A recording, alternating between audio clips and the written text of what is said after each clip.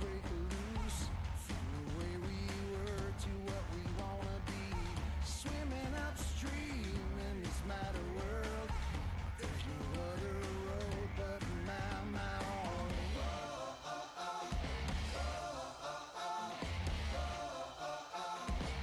This is who I am.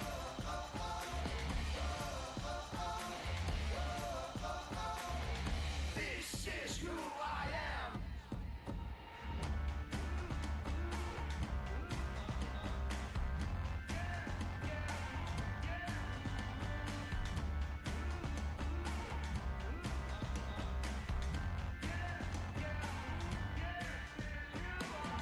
Here comes a time to have no fear. I will tear up every book of rules. I was born to be brave. There's a revolution on the way.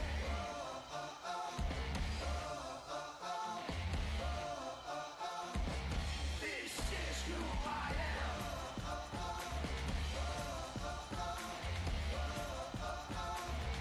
This is who I am.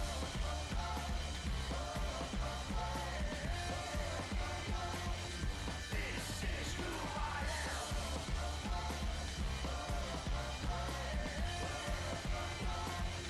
This is who I am.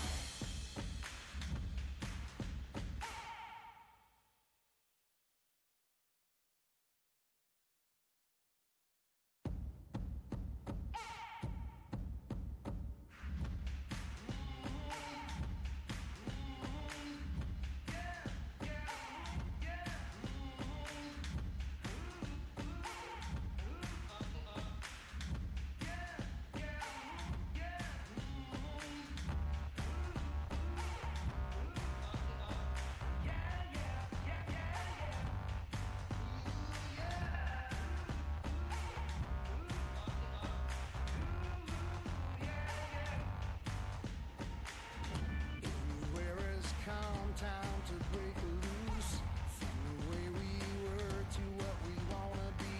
Swimming upstream in this matter world. There's no other road but my own.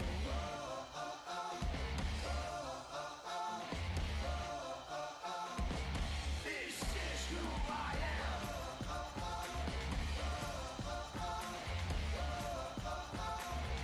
This is who I am.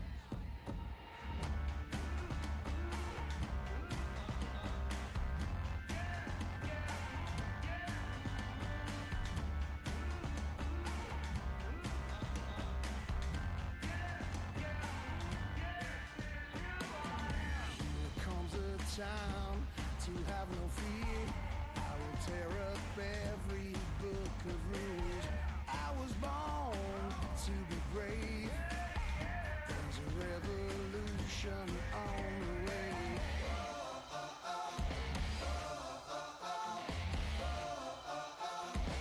This is who I am.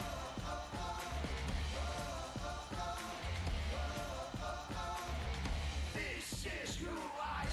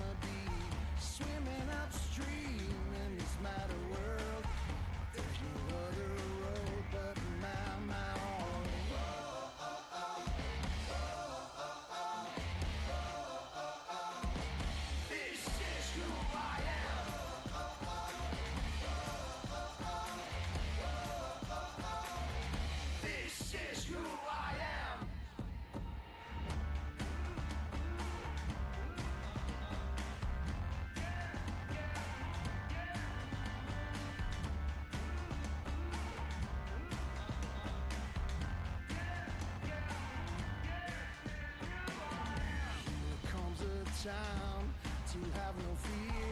I will tear up every book of rules. I was born to be brave. There's a revolution on the way.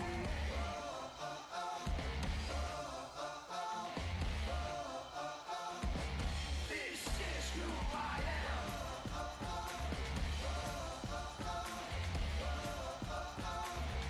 This is who I am.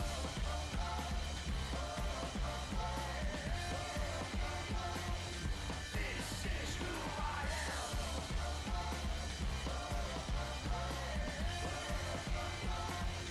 This is who I am.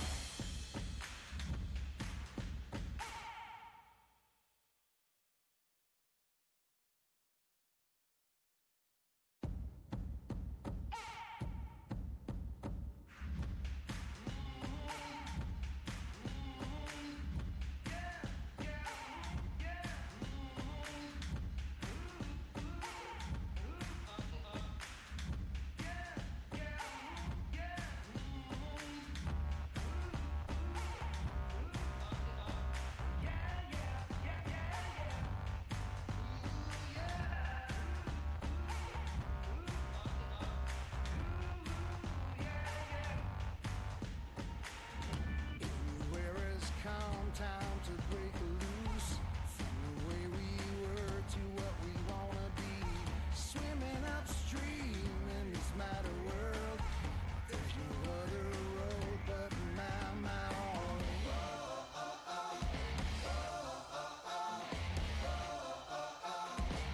This is who I am.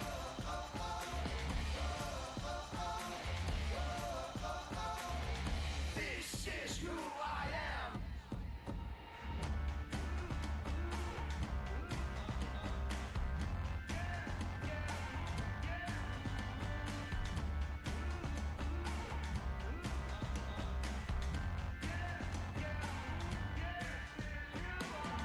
Here comes a time to have no fear. I will tear up every book of rules. I was born to be brave. There's a revolution on the way.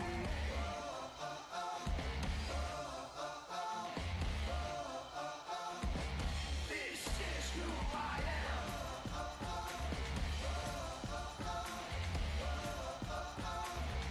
This is who I am.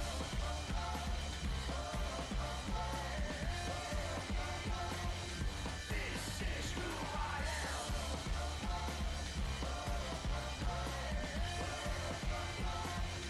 This is who I am.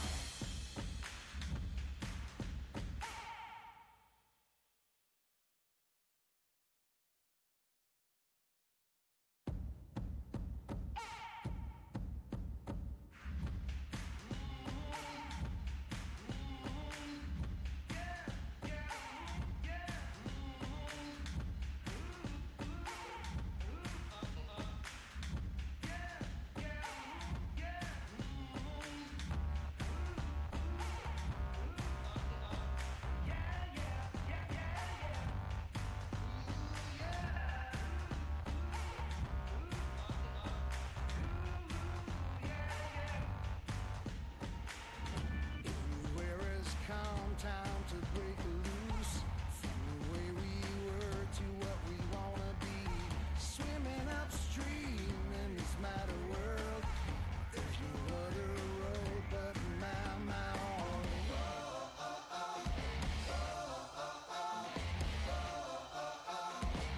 This is who I am.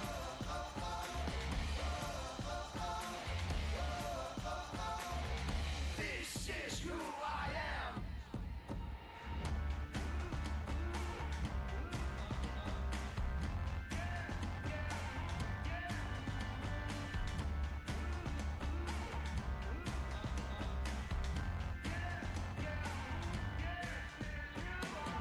Here comes a time to have no fear.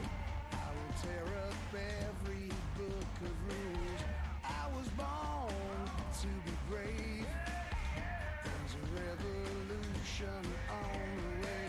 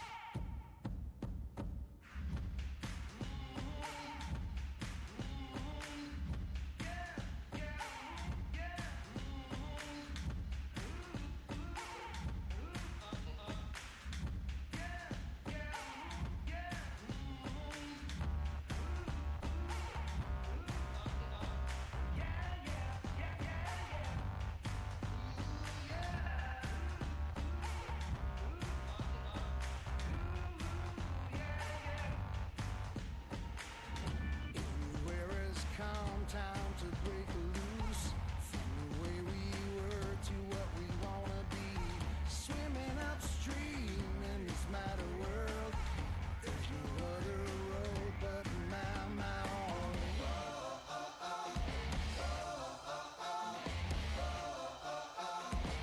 This is who I am.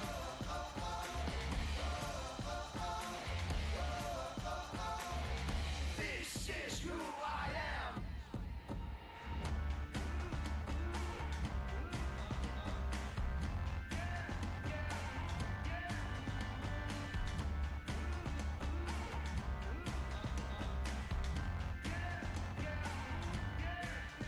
Here comes a time to have no fear. I will tear up every book of rules. I was born to be brave. There's a revolution on the way.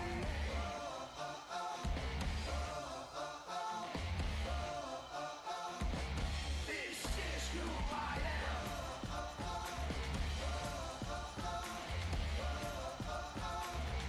This is who I am.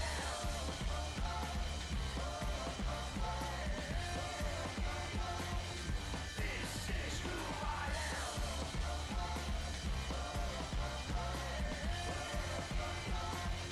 This is who I am.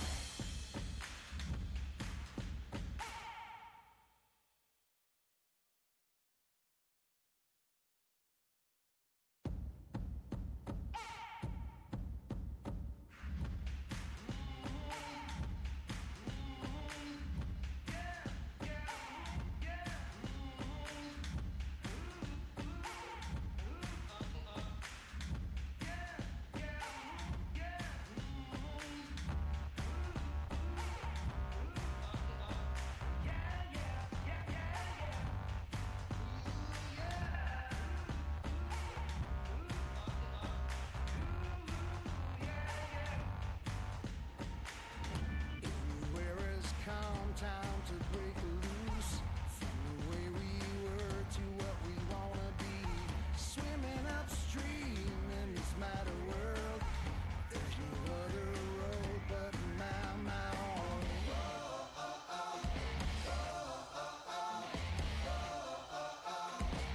This is who I am.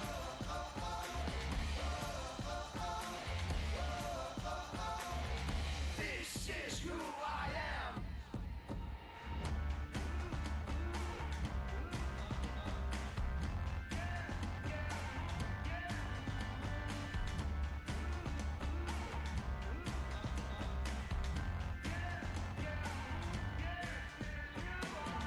Here comes a time to have no fear. I will tear up every book of rules. I was born to be brave. There's a revolution on the way.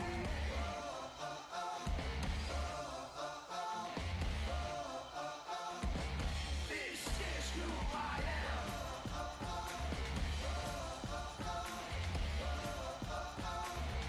This is who I am.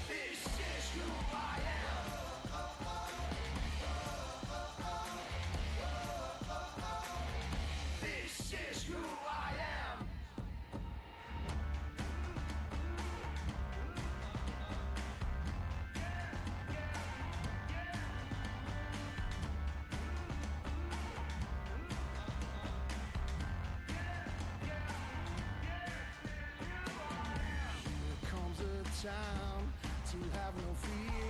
I will tear up every book of rules. I was born to be brave. There's a revolution on the way.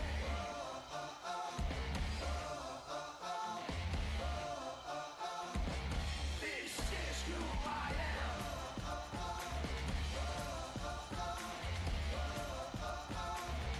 This is who I am.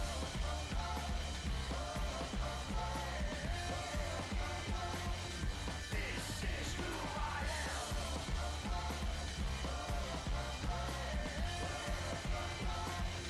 This is who I am.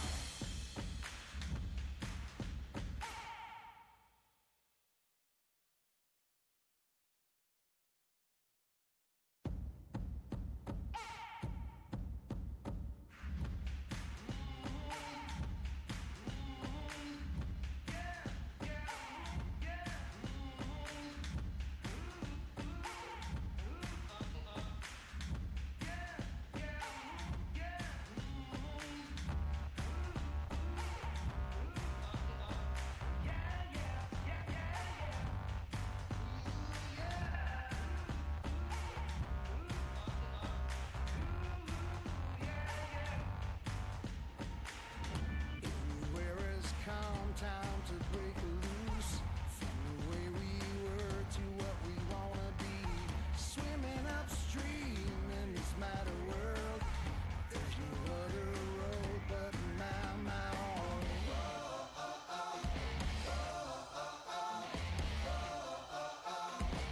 This is who I am.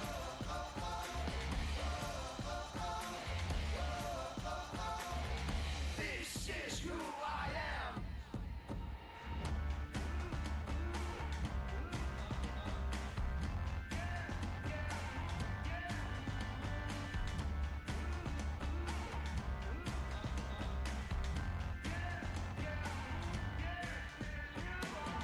Here comes a time to have no fear. I will tear up every book of rules. I was born to be brave. There's a revolution on the way.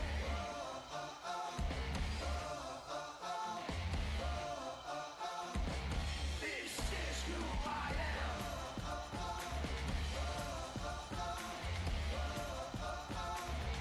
This is who I am.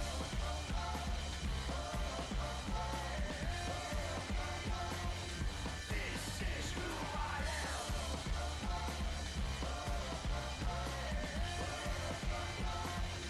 This is who I am.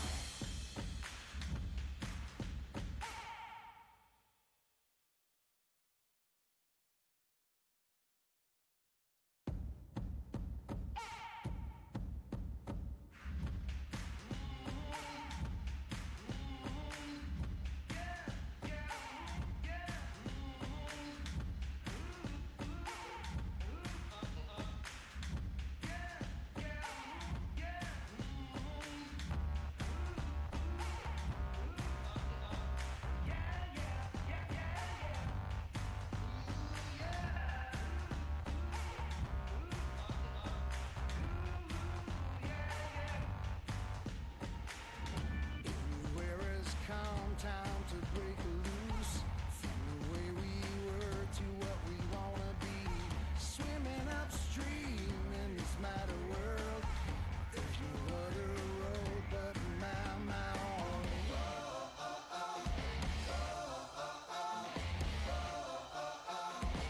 This is who I am.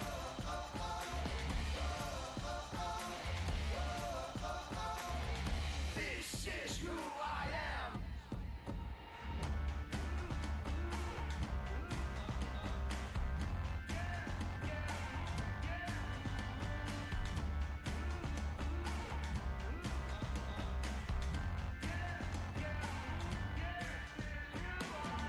Here comes a time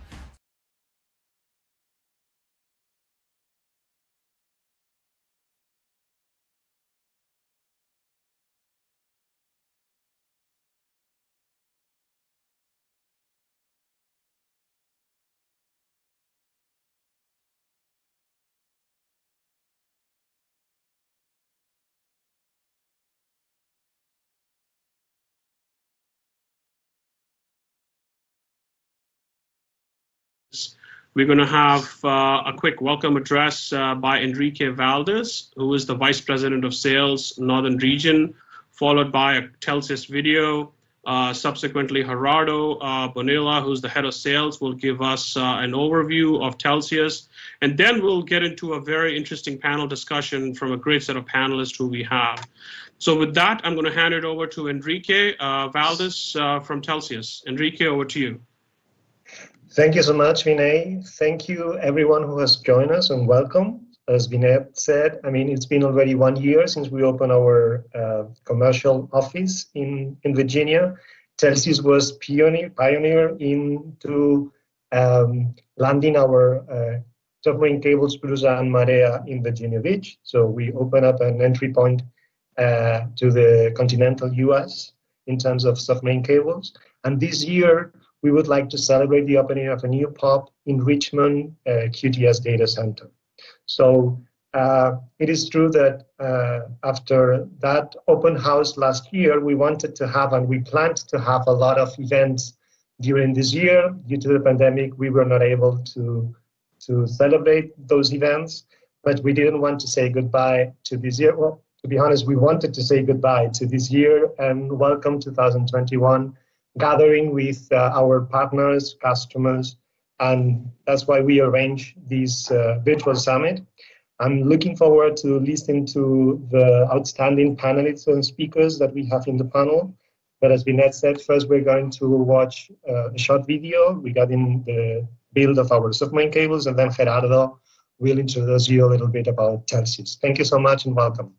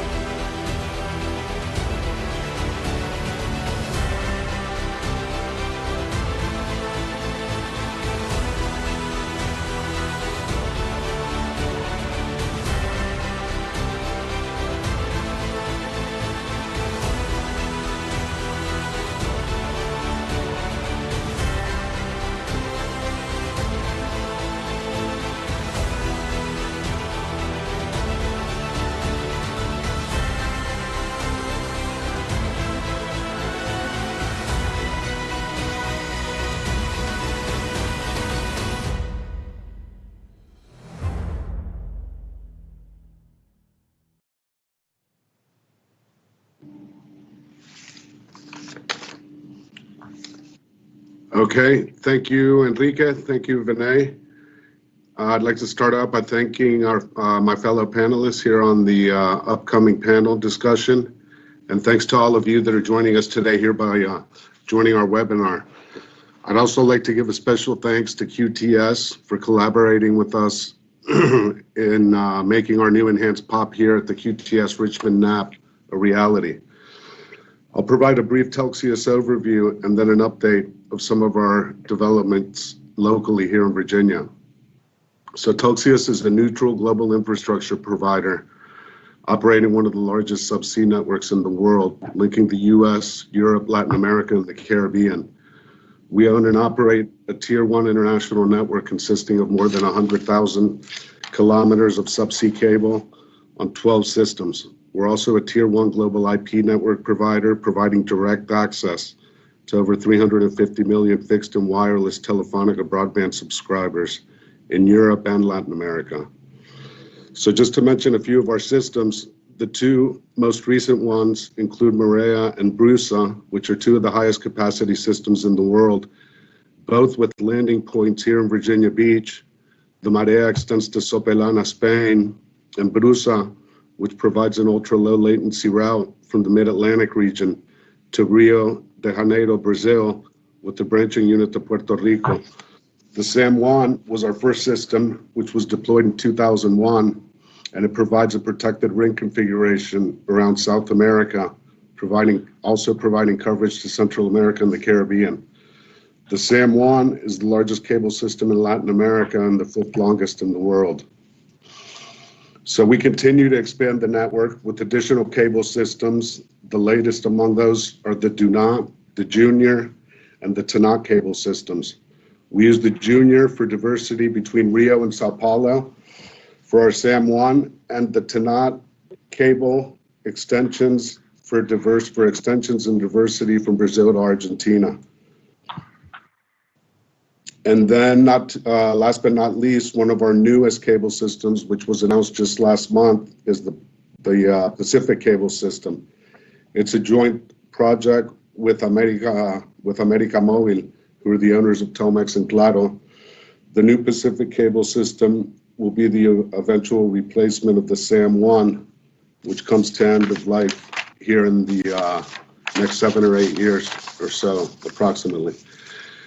So I've given you a quick Telxius overview. I'll give you an update. So like Henrico mentioned, it's a year ago today that we celebrated the opening of our new sales office here in Northern Virginia. And today we have another important, exciting announcement to make in that we are opening an enhanced POP here at QTS Richmond. So basically, for customers here at QTS Richmond, what it means is it's virtually the same as being at our CLS. So our entire network, including all of our cable systems, are now available directly at the QTS Richmond NAP. So we're very excited about that and look forward to continuing to work with QTS and with all the other providers that are in there, members of the ecosystem. So with that, I'll hand it over to Vinay, who'll be going over some key trends in the subsea industry. Vinay? Okay, thank you very much, Gerardo. As Gerardo said, the Maria cable system was the first one to kind of land in the Mid-Atlantic region. So diversity has been very important for subsea cable systems. Just to give you a little bit of background, subsea cables have existed for about 162 years. According to FCC, 99.7% of all international traffic travels on subsea. So in the last, of the 162 years, in the last 4 years is what has witnessed the maximum amount of new systems leading to the subsea cable resurgence. To put things in perspective, it took 162 years to have 448 cables that we have around the world today. And in the last 4 years alone, 107 new cable systems have been put into action. So that just kind of gives you a perspective in terms of the new systems. So from a trend perspective, many of the systems are nearing end of life, especially the ones in the northeast side of the U.S. Gerardo talked about the SAM-1 cable system that Telxius owns. That was put in place about 20 years ago. And it brought on the construction of these two systems that we're going to be hearing about more, Brusa, and also the Pacific cable system that went into service last month. So the two cable systems collectively are eventually replacing SAM-1, providing connectivity across the Atlantic and the Pacific coast to South America. We have seen an ongoing shift from a standalone cable system to a more connectivity-rich, carrier-neutral co-location facilities where there's the convergence between the subsea industry and the data center industry, which is actually a very natural convergence, come to think of it. And as an example, what we have seen happen in Richmond at the QTS Richmond NAP is where these 3 cable systems, they land into Virginia Beach, and subsequently the traffic is distributed from the QTS Richmond NAP, and of course it's accessible from Ashburn at Equinix as well. The strong partnerships that we are seeing between data centers and subsea that's happening in different parts of the world, and that trend will continue to evolve further. There's really no one size that fits all. So there are different models in terms of where the CLS is placed, where the PFE is there, and ultimately there is that proactive approach from a data center operator's perspective that leads to building that subsea ecosystem, which comprises of content distribution networks, internet exchange points, SDN networks, access providers, MSOs, and many of whom are on the panel today representing these different ecosystem partners who we hear from. Moving on to the next slide, specifically from a hyperscaler perspective, clearly, as Gerardo was saying, the Maria cable has Facebook and Microsoft as partners. And then if you look at some of the other major investments done by Google, Facebook, Microsoft, Amazon, they're driven by their data center bills. It's just more economical, scalable for the hyperscalers to operate their own capacity from a subsea perspective. So we're seeing that paradigm shift, back in the day when you used to have 12, 14, 16 different international entities, telecom providers coming together, forming consortiums. It was very complex contract negotiations, whereas now you have, as an example, the Maria cable system with 3 partners put in place in a record time of under 2 years, right? So I think that's what's led to faster deployment. And a couple other examples worth noting is that, Google invested $47 billion in CapEx between 2016 and 2018, which includes their infrastructure. One of the key cables they've invested in is the Equiano cable, which goes from Lisbon in Portugal to Cape Town in South Africa with 9 different branching units and landing points across the African coast. And similarly, Facebook has another major investment called To Africa. So we're seeing that continuous investment from hyperscalers, and that trend will sort of continue to happen. And what that has led to, moving on to the next slide, is we're seeing that the cable manufacturers, whether it's ASN, Subcom, NEC, they're gone with increasing the number of fiber pairs per cable.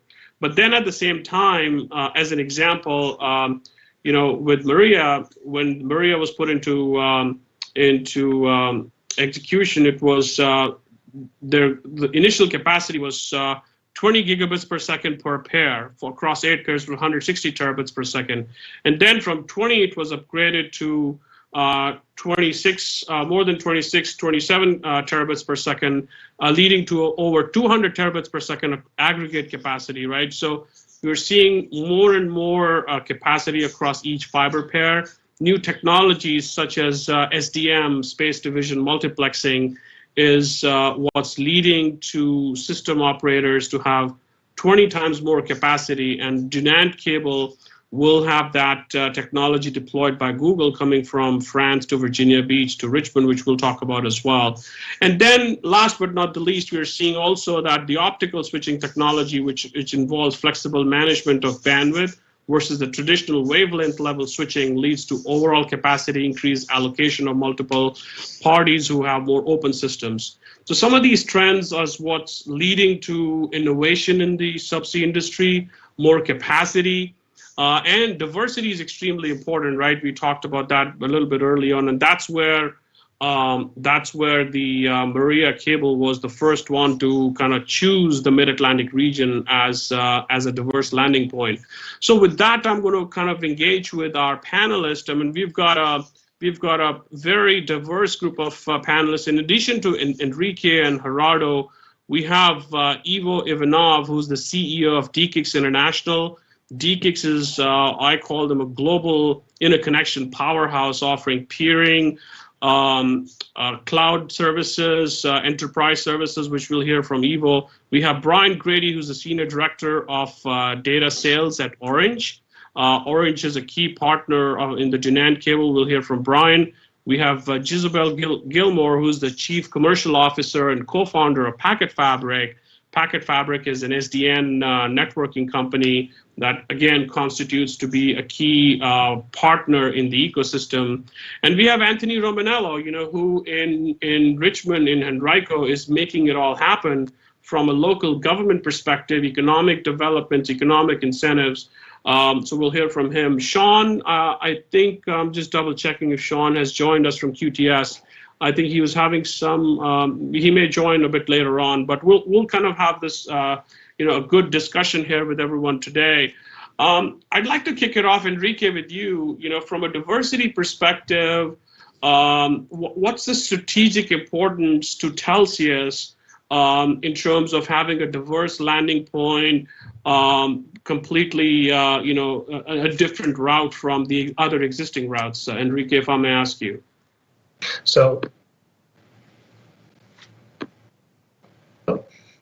thank you, Vinay. So, especially this year, during the pandemic, we have all experienced how important, how critical are the telecommunication networks for our lives, and especially in times of crisis. So the new POP in Richmond and the new adversity POP offers us redundancy in comparison with the more traditional Ashburn POP, where we used to exchange traffic with a lot of partners. And of course, we try to give diversity also to our landing points, right, in order to be as robust as possible in terms of network performance. Okay, thank you for that, sharing that. Can you talk a little bit also on the other side in Sopelano, because I believe there is a pretty, with the cable landing station and the ability to connect from Sopelano to other parts of Europe from Telxius's perspective? Yeah, that was exactly the same case that we are having in Virginia Beach and with places like Richmond, for example, on the way to Ashburn. So in the case of Europe, Sopelana was a completely brand new point of entry into Europe, right? So the traditional transatlantic cables were a little bit further up the north, so more in France and more UK and the Nordics, right? And in this sense, Marea opened up a new entry POP into northern part of Spain, which is a completely diversified route. And now, right now, we are also welcoming other projects in that region. That's phenomenal. That's great. Thank you for sharing that, Enrique. Gerardo, in terms of, we were talking about last year, the opening of the new sales office in Tyson's Corner. You've been involved in, very actively engaged with the customers. Can you touch a little bit on the customer demand side what you've seen, and why Richmond or Henrico was such an important region for Telxius to focus on? Well, I think it made a lot of sense for us, obviously, with our two cable systems coming in, the Marea and Brusa. And one of the primary drivers of that, as Enrique mentioned, was not only a diversity requirement, it was really made evident in 2000, about 8 years ago with Hurricane Sandy and the devastation that occurred in New York and New Jersey.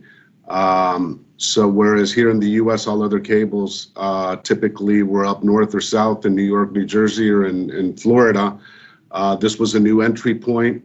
And being that the majority of the hyperscalers require at least 3 times diversity, this was a great option for them and a major driving force for them. So we're seeing a lot of demand, and we're seeing a lot of demand specifically there in Richmond, at the Richmond NAB, for a lot of customers that are looking for diversity from Ashburn, right? And customers that don't necessarily want to go all the way to Ashburn to exchange traffic. And one of the reasons we're there as well also now with our new capabilities, we'll be providing our IP services and peering directly with our peers that are also at QTS Richmond NAB. Absolutely, Gerardo. So if we look at the Marea cable and even the Dunant for that matter, I mean, both of these systems have hyperscalers, right? So from Telxius's perspective, can you touch a little bit about your target customers and your overall strategy in terms of your business strategy for sales? Well, sure. In the case of those two cable systems, they obviously offer a very unique advantage that's in the transatlantic market. So with both systems, we're able to offer complete diversity across the transatlantic route, and so that's of tremendous value. And so our typical customer base is a wholesale customer. So the hyperscalers are typical partners on other systems, Microsoft, Facebook, customers that have bought significant capacity on our other systems like Amazon. And then now we're also pursuing, and we're seeing a lot of growth from other sectors, for example, the financial sector. So some of the larger financial institutions, some of the banks are really getting to the level of wholesale customers buying major amounts of capacity that they require to duplicate information across the world. Absolutely. I think, at the end of the day, as Enrique said, right, as unfortunate as the turn of events have been this year, but I think it's been a realization for everybody around the world, in terms of importance of the criticality of the infrastructure, how important it is for businesses from a digitalization perspective, and whether it's our kids, whether it's our grandparents. At the end of the day, our lives are so dependent on the underlying infrastructure. Speaking of which, Brian, can you share with us from Orange's perspective? You have a pretty interesting proposition, with the hyperscaler on the subsea side. Orange has been, quite active in the subsea arena, and I believe, you guys recently announced. I'm always fascinated by subsea cable ships. I've been to 2 so far. My first one was Orange in Cape Town, South Africa, by the way. But can you talk a little bit about, Orange's involvement in subsea and as it pertains to Junant and Henrico? Yes. So I guess first with the cable ships, we currently have 6 that both lay cables and then do a lot of maintenance on them. We also have a survey ship, and then we had just announced that we're replacing one of the older cable laying ships. So that's being built right now. We've worked on a lot of the systems that we're talking about here today. Junior, faster, many different systems throughout the world. On the subsea side, the cable systems that Orange has generally been interested in, worked in over the years, anything coming into France, whether it's coming across the Atlantic. So this new Dunant cable, which is the first of its generation to land in France, is big for us. There's diversity on both sides of the Atlantic. And then anything going down to Africa, anything going through the Middle East, we've been involved in almost all those cable systems. So Orange has a long history there. And some of the newer systems that we're working on are Peace will be, I think, in 2022. CMUI 5, CMUI 6, and upgrades in the brand new system. The ACE cable system down to Africa will finally be lit Q2 next year.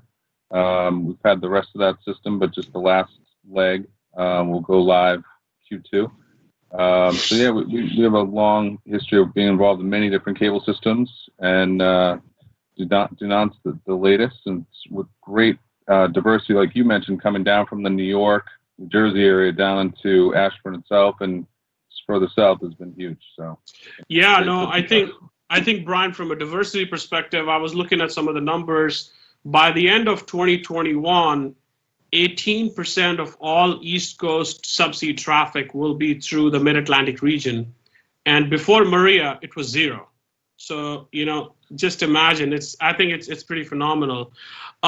Speaking of East Coast, Ivo, I mean, you, I think you represent what I call as the interconnection global powerhouse, right? And I mean it with all sincerity in terms of, peering, cloud on-ramps, cloud exchange, enterprise IX services.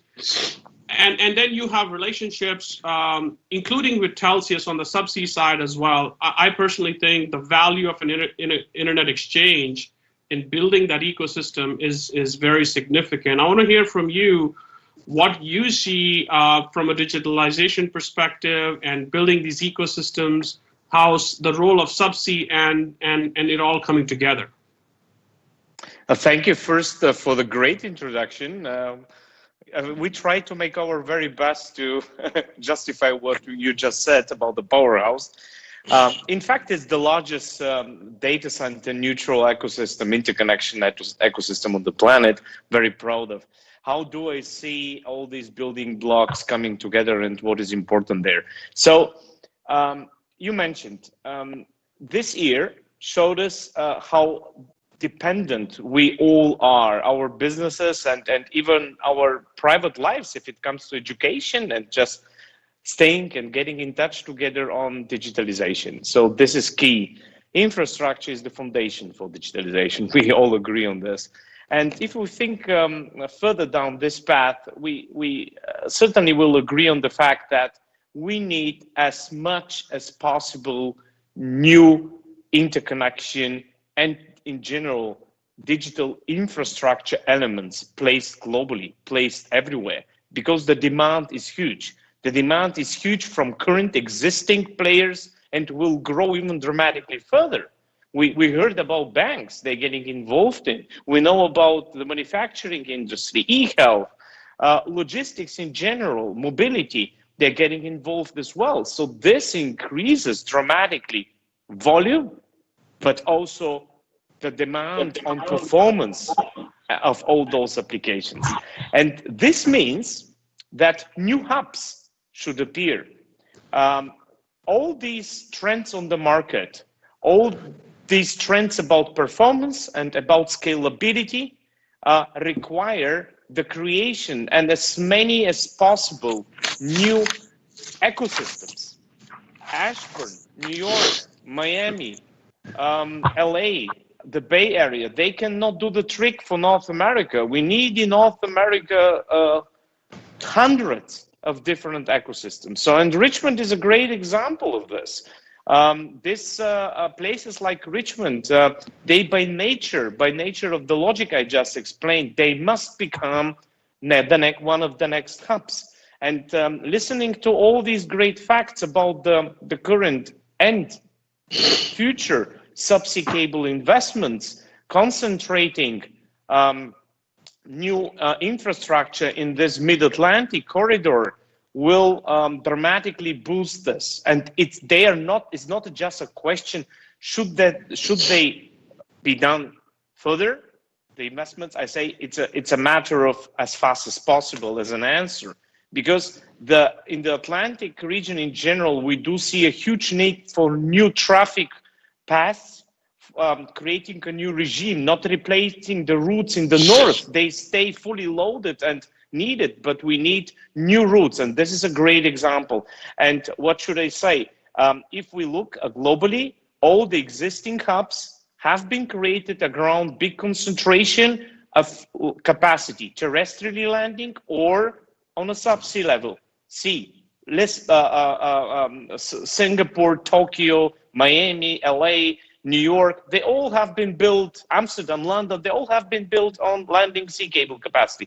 So this goes hand in hand, of course, with data center developments and in general interconnection and network investments for a healthy ecosystem. So in a nutshell, yes, what we see is just the right thing to be done, and we should boost this kind of projects and investments, and DICIX is looking forward into creating more and more platforms around the globe, including but to a very, very high degree North America in general.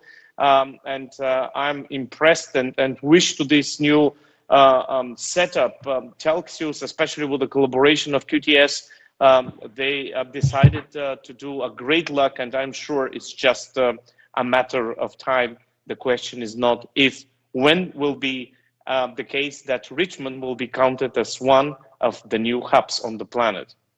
Absolutely. Thank you for sharing your views. And I think that's where, I think people realize that you've got to hang in there, and building these ecosystems, takes a lot of perseverance, takes a lot of, having the key partners be there and nurture that. And speaking of partners, Jisabel, you've been a key partner from a packet fabric perspective, representing a very interesting value proposition to the customers as an SDN provider. And you were able to, I think, see that potential of Richmond early on.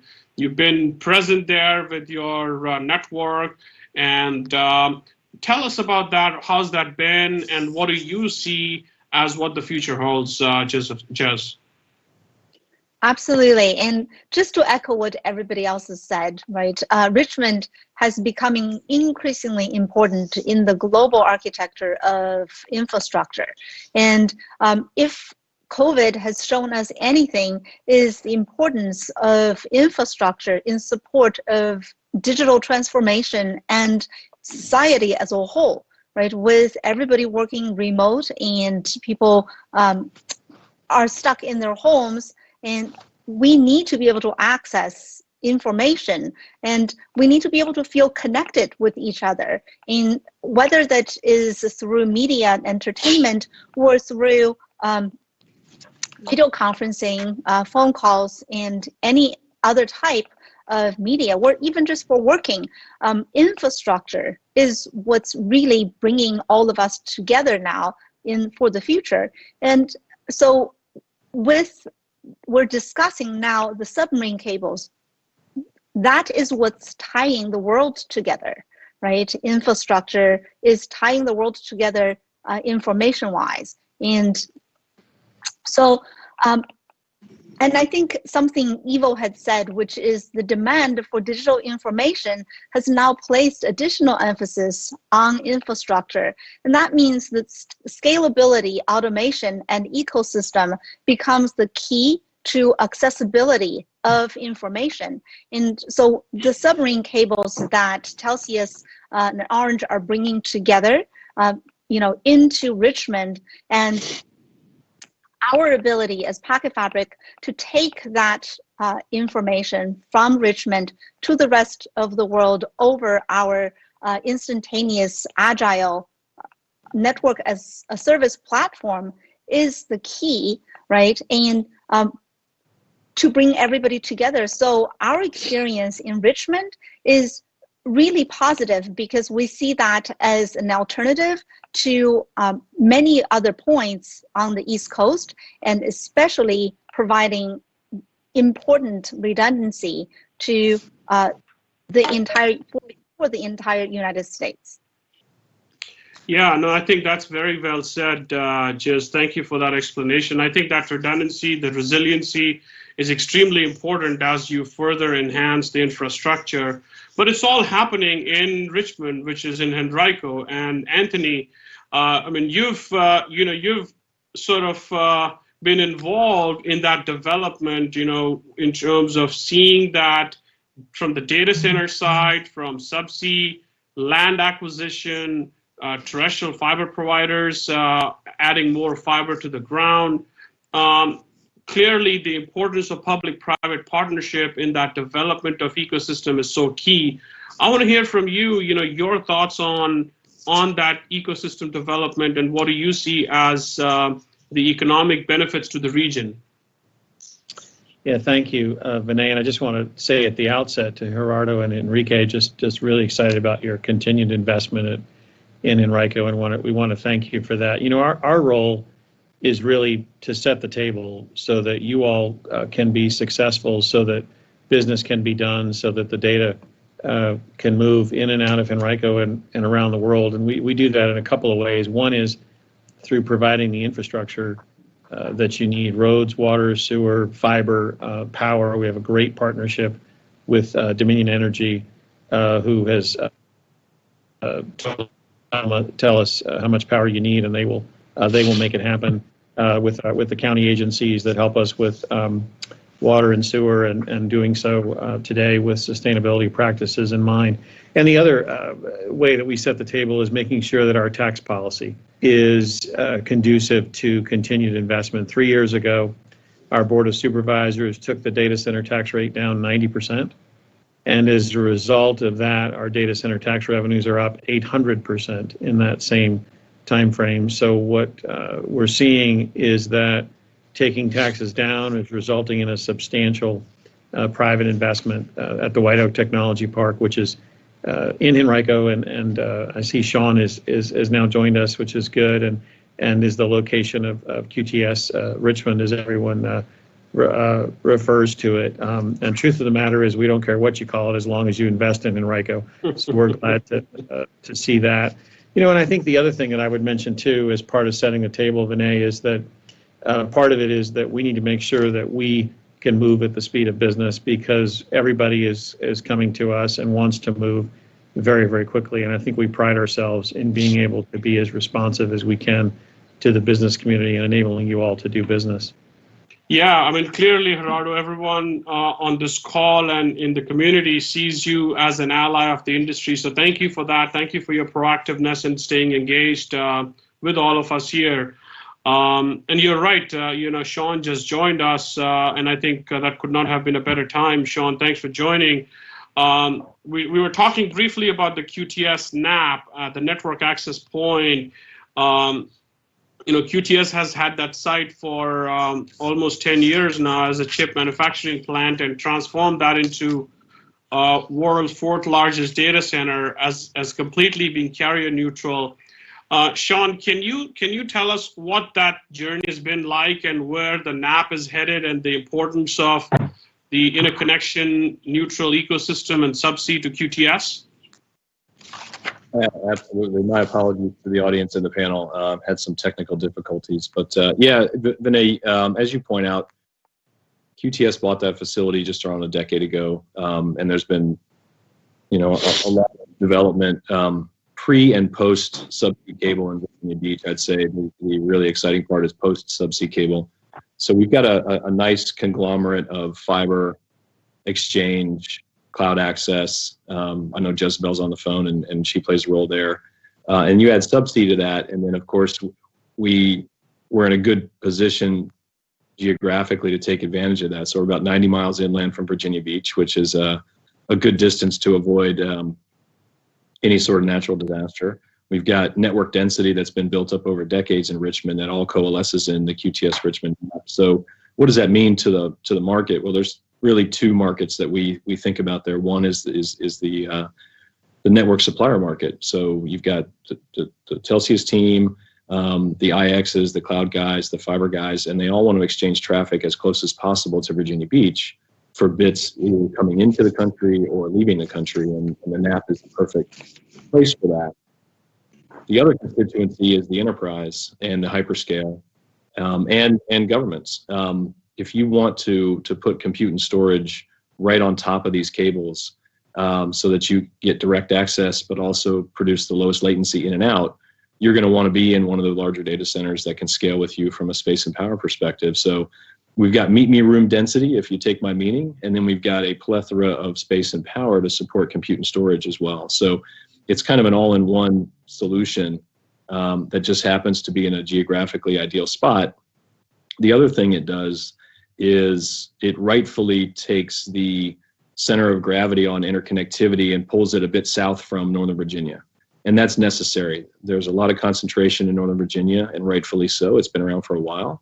But it means that Virginia now has two of the more important regions on the entire East Coast. And that's a credit to Anthony and the team as well, for network interconnect, which businesses continue to digitize. So you just have to have it. So we're very excited about it.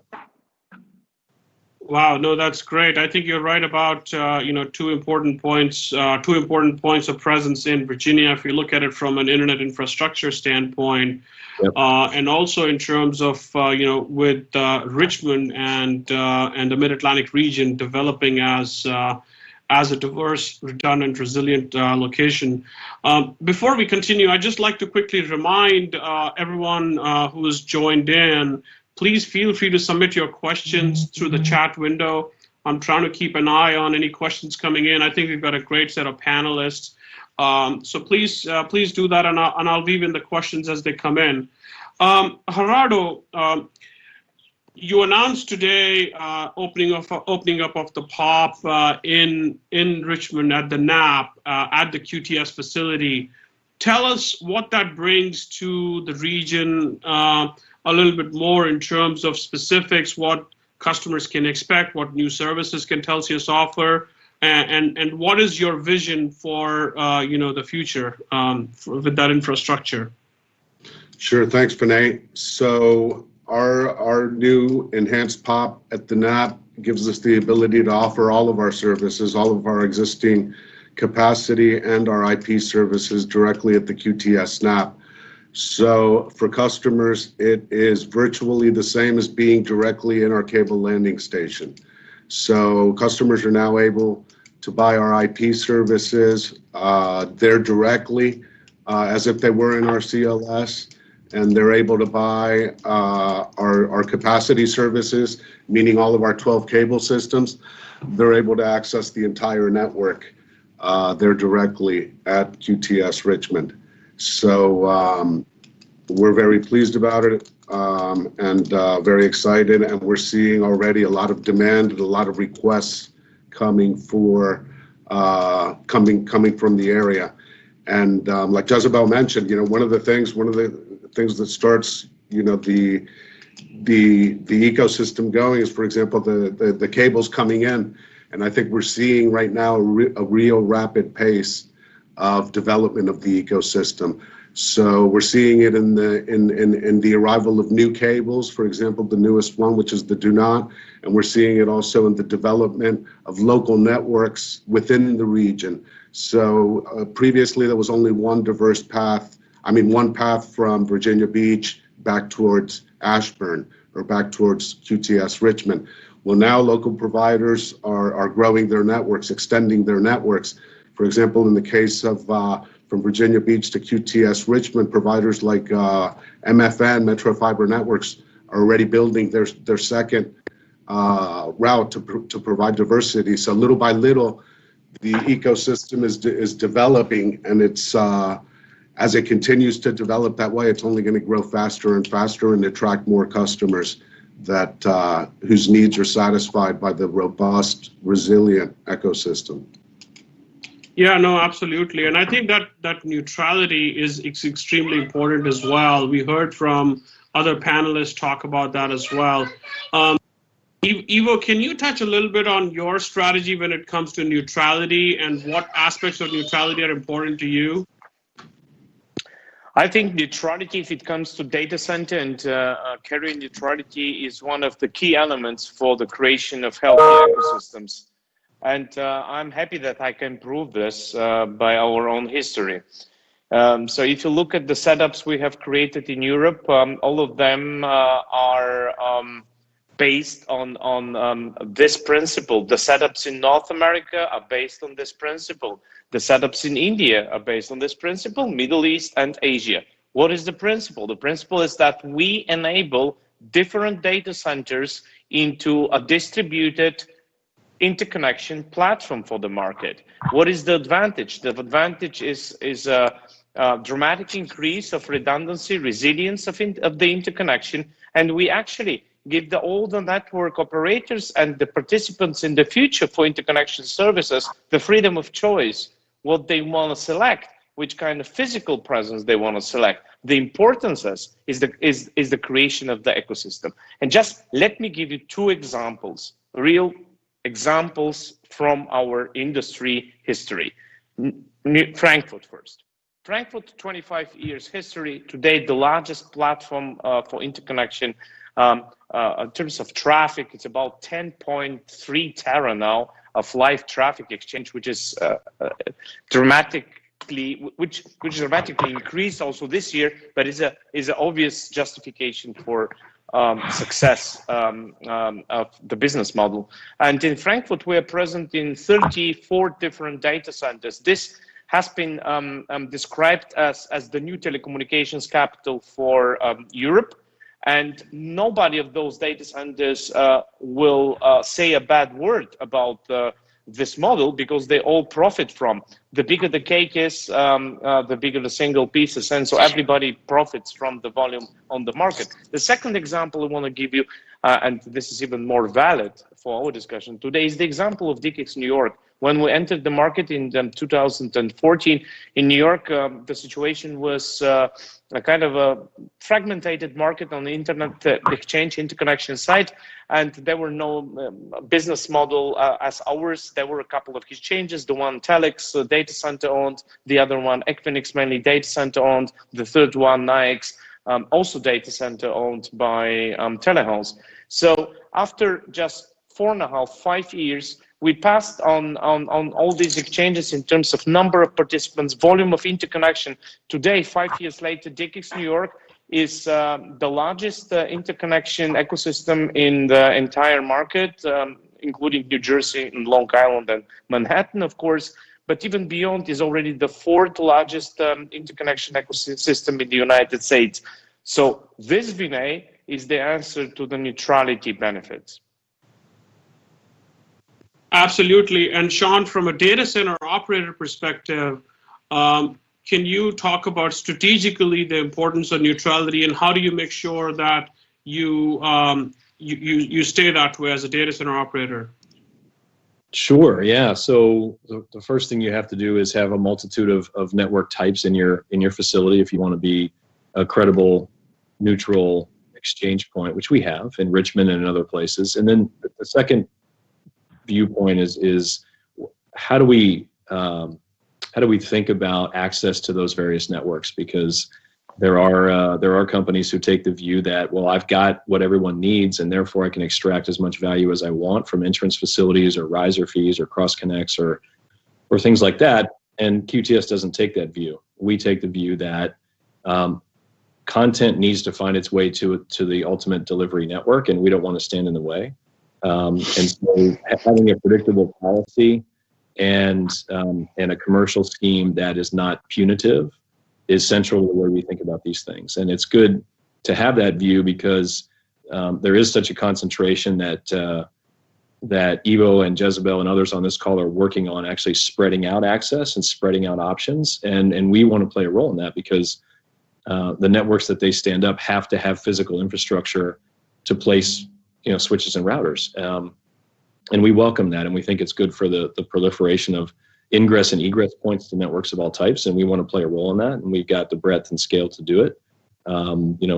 Richmond is an ideal spot, but across our portfolio, we keep the same view that we want to be a good, productive participant in interconnection and neutrality.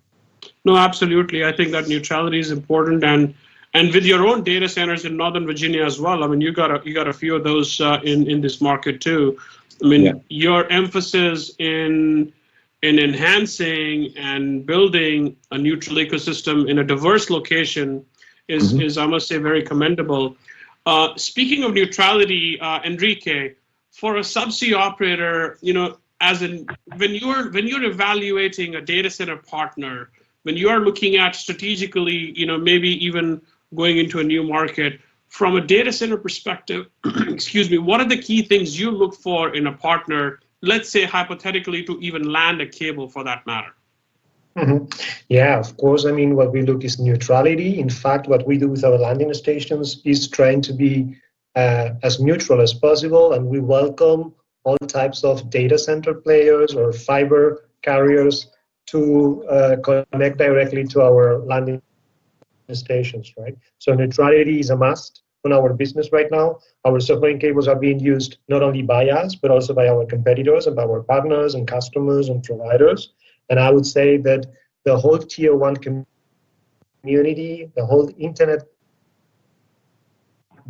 control rely on the submarine cables of Telxius, and that's why we are bound to be as neutral as possible. Yeah, so in a way, that's very interesting. I was just thinking about that, Enrique, that you are selling capacity to, even in cases, to your competitors as well.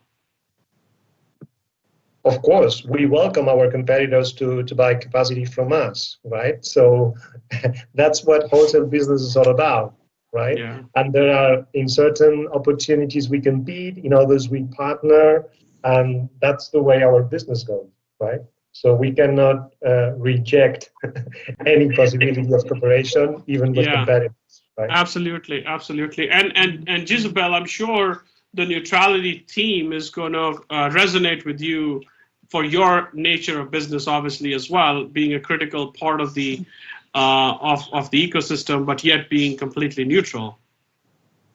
Yes, and Packet Fabric is a platform where when we built the platform, we had in mind collaboration. It's the end goal, allowing everyone on the platform to be able to collaborate with each other. And if you think about that on a global theme, we can't do that without letting everybody to be a part of the ecosystem. So whether it is QTS data center that allows us to be inside their data center and support connecting their data centers together, or DKICs, which, you know, connecting multiple of their internet exchanges together, similarly allowing them to reach customers that's on the platform, and or Telxius, that is the submarine cable that's bringing that information from across the oceans, and us tying multiple types, multiple different submarine cables together across our platform. It all requires neutrality. We have to all work together to reach the end goal of distributing digital information across the globe and making it accessible to everyone. Absolutely, that's very well said. Just let me quickly check with the operator. Sarah, do we have any questions? I'm not able to see the panel window here. I just want to check again if there are any questions from the audience.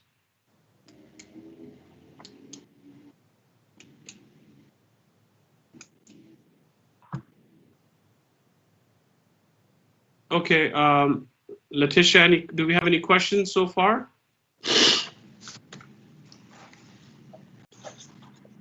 Well, if anyone would like to ask a question, please feel free to do so. I just want to make sure we don't miss any question if there are any. Anthony, fast forward next 5-10 years, what's your vision for Henrico? How would you like to see the ecosystem developing and the role you would like to play in that public-private partnership? You know, I think that fast forward a few years, we'd be as well known as Ashburn. We've got over 800 acres in the tech park that is available for sale, and some potential investment opportunities beyond that with the infrastructure that's in place and the ecosystem that we're building. We hope to continue to grow that. And I think that it's clear from today's conversation that we're becoming the point of connectivity for Europe and South America and ultimately Africa also. And we want to make sure that we're doing everything we can to grow that. Okay. Thank you. Sean, I was going to come to you next to get your vision about the future. Maybe we'll have you do that. I do see a question here from the audience as well. I'll take that right after that. Sean, from QTS's perspective and the NAP, which has been a great initiative, what do you see the future?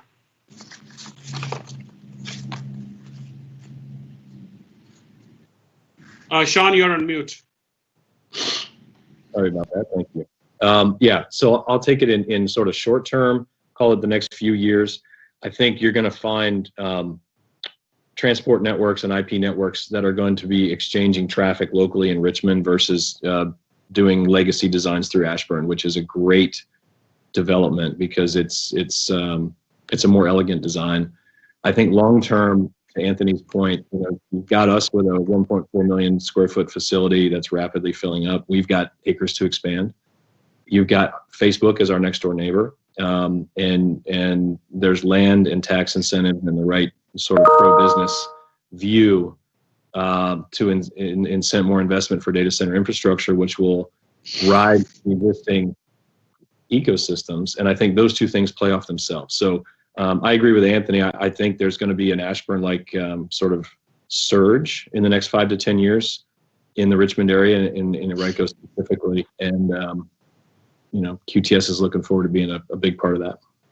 Okay, excellent. So I'm going to quickly go with a question. Do you anticipate, and this is an open question for anyone who wants to take it, anticipate additional subsea cables coming to the Mid-Atlantic region? Has the pandemic slowed down or accelerated other cables to Virginia Beach?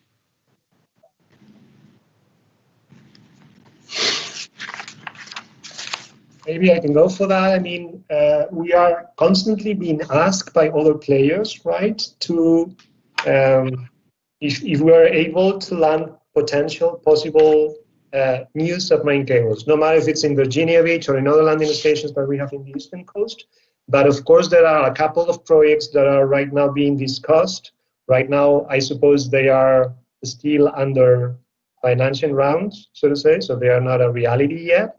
But I mean, we as landing service providers, so to say, we are being asked and we see a demand, and not only in Virginia Beach, but in the whole eastern coast of the US. Right?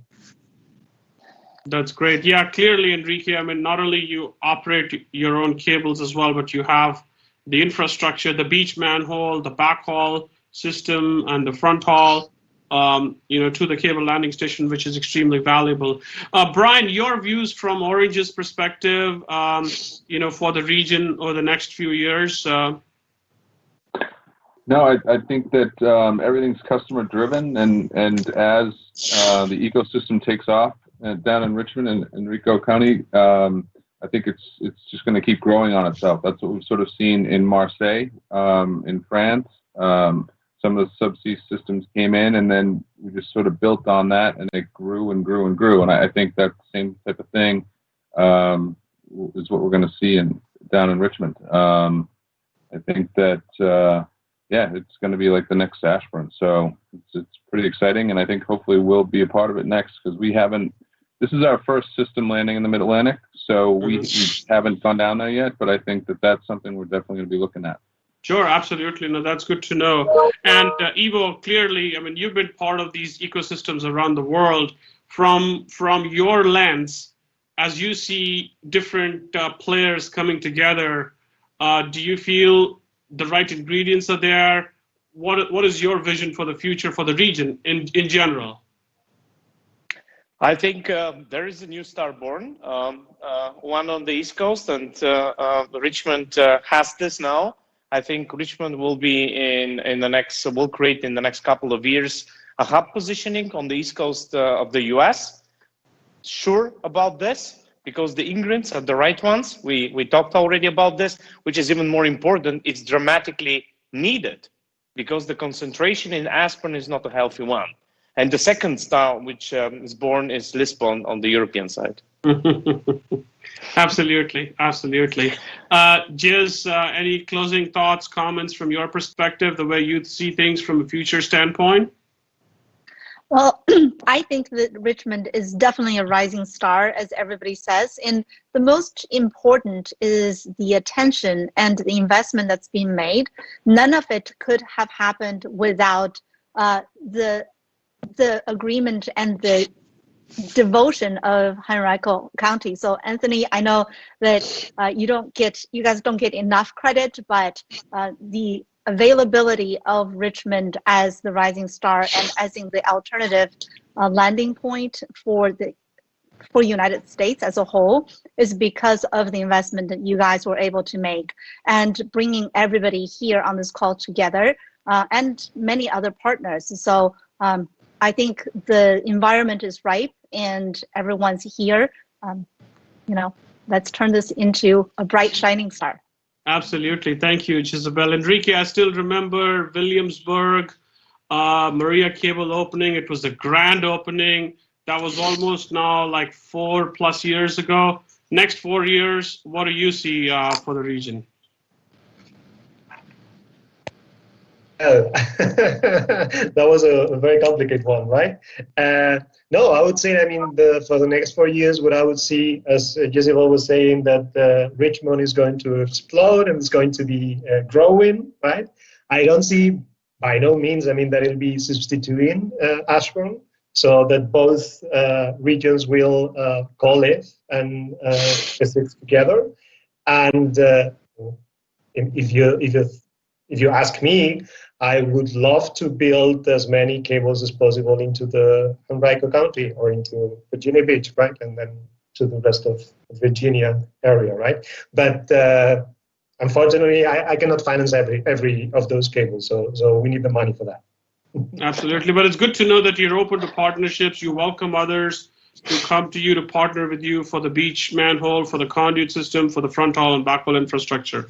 I think we've had a great discussion here. I'd like to, thank each of you. I want to save the closing remarks for Gerardo.